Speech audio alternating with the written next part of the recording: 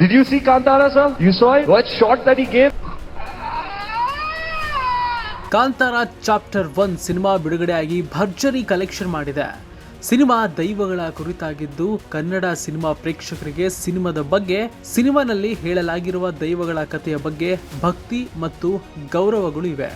ಸ್ವತಃ ರಿಷಬ್ ಶೆಟ್ಟಿ ಅವರು ಕಾಂತಾರ ಸಿನಿಮಾದ ಬಗ್ಗೆ ಗೌರವಯುತವಾಗಿ ನಡೆದುಕೊಳ್ಳಬೇಕೆಂದು, ದೈವಗಳಿಗೆ ಅಪಮಾನ ಆಗುವಂತೆ ನಡೆದುಕೊಳ್ಳುವುದು, ಮಾತನಾಡುವುದು ಬೇಡವೆಂದು ಹಲವಾರು ಬಾರಿ ಹೇಳಿದ್ದಾರೆ.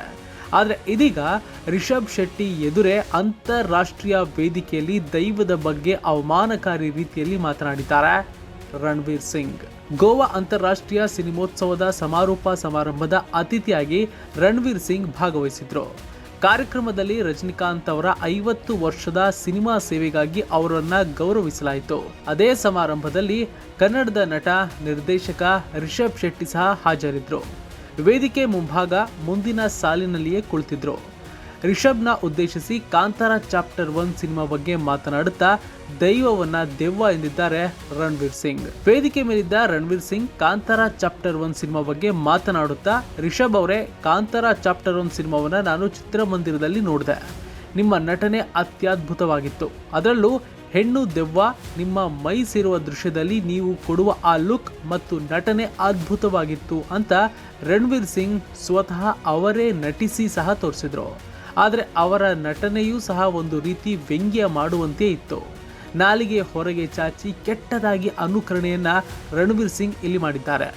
ವೇದಿಕೆ ಮೇಲೆ ರಣವೀರ್ ಸಿಂಗ್ ಅನುಕರಣೆ ಮಾಡ್ತಾ ಇದ್ದಂತೆ ರಿಷಬ್ ಶೆಟ್ಟಿ ನಗುತ್ತಾ ನಾಚಿಕೆಯಿಂದ ಮುಖ ಪಕ್ಕಕ್ಕೆ ತಿರುಗಿಸಿಕೊಂಡ್ರು. ಕಾಂತಾರ ಮತ್ತು ಕಾಂತಾರ ಚಾಪ್ಟರ್ 1 ಸಿನಿಮಾ ಇರುವುದು ದೈವಗಳ ಕುರಿತಾಗಿ. ರಿಷಬ್ ಶೆಟ್ಟಿ ಮೈ ಮೇಲೆ ದೈವ ಬಂದಾಗಲೂ ಸಹ ಕಥೆಯಲ್ಲಿನ ಪಾತ್ರಗಳೇ ಕೈ ಮುಗಿದು ದೈವದ ಹೆಸರು ಹೇಳುವ ದೃಶ್ಯವಿದೆ. ಗುಳಿಗ ದೈವದ ಸಹೋದರಿ ಚಾವುಂಡಿ ರಿಷಬ್ ಪಾತ್ರದ ಮೈ ಮೇಲೆ ಬಂದಾಗಲೂ ಸಹ ಅದರ ವಿವರ ಹೇಳುವ ಸಂಭಾಷಣೆ ಚಿತ್ರದಲ್ಲಿದೆ. ಅಷ್ಟೆಲ್ಲ ಮಾಹಿತಿ ಒದಗಿಸಿದರೂ ಸಹ ರಣವೀರ್ ಸಿಂಗ್ ದೈವವನ್ನ ಗೋಸ್ಟ್ ಅಂತ ಕರೆದಿದ್ದಾರೆ. ಅಷ್ಟು ಸಾಲದೆ ನಾನು ಕಾಂತಾರ ಚಾಪ್ಟರ್ 3ಯಲ್ಲಿ ನಟಿಸಬೇಕು ಅಂತ ಸಹ ಹೇಳಿದ್ದಾರೆ. ಈ ಹಿಂದೆ ಕಾಂತಾರ ಸಿನಿಮಾ ಬಿಡುಗಡೆ ಆದಾಗ ಸಿನಿಮಾದಲ್ಲಿ ರಿಷಬ್ ಪಾತ್ರವನ್ನು ಅನುಕರಣೆ ಮಾಡಿದ್ದಕ್ಕೆ, ದೈವಗಳ ಕುರಿತಾಗಿ ತಮಾಷೆ ಮಾಡಿದ್ದಕ್ಕೆ ರಿಷಬ್ ಶೆಟ್ಟಿ ಬೇಸರವನ್ನು ವ್ಯಕ್ತಪಡಿಸಿದರು. ಯಾರು ಸಹ ದೈವಕ್ಕೆ ಅಪಮಾನ ಆಗುವ ರೀತಿಯಲ್ಲಿ ನಡೆದುಕೊಳ್ಳಬಾರದು ಅಂತ ಮನವಿ ಮಾಡಿದ್ರು.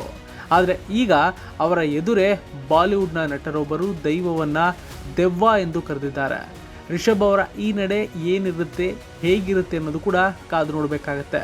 ಸೋಷಿಯಲ್ ಮೀಡಿಯಾದಲ್ಲಂತೂ ಈಗಾಗಲೇ ಸಿಕ್ಕಾಪಟ್ಟೆ ಜನಗಳು, ಅದರಲ್ಲೂ ಕನ್ನಡಿಗರು ರಣವೀರ್ ಸಿಂಗ್ಗೆ ಸಿಕ್ಕಾಪಟ್ಟೆ ಕ್ಲಾಸನ್ನು ತಗೊಳ್ತಾ ಇದ್ದಾರೆ.